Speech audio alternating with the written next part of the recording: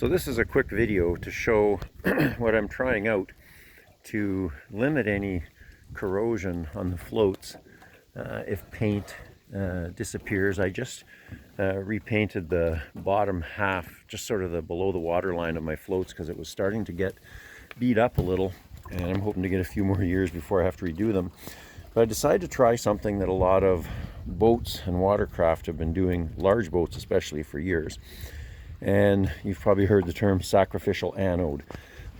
So what I'm doing here is I picked up a magnesium based sacrificial anode. This is meant to go in a hot water heater.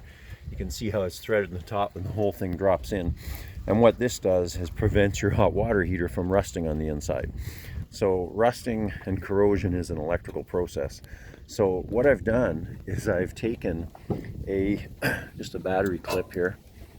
So you can see I have the cable and the clip, and it's attached. I put an ringlet, drilled a hole and bolted it to this 4-piece sacrificial anode, and it's going to stay at the dock.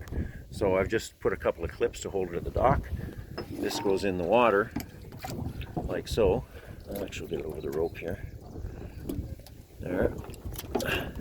So that just lays in the water.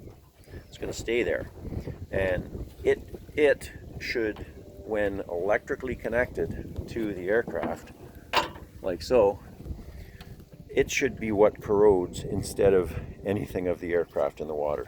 So I'm going to do a test. I'm actually going to get a couple small pieces of aluminum. I'm going to have one attached to the anode, and I'm going to have one just hanging from the dock, and we'll see by end of the summer how it looks.